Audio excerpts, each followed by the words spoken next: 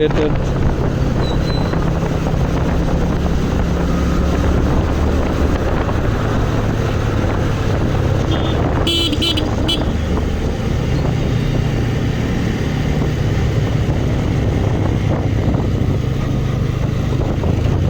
ओ रिक्षा,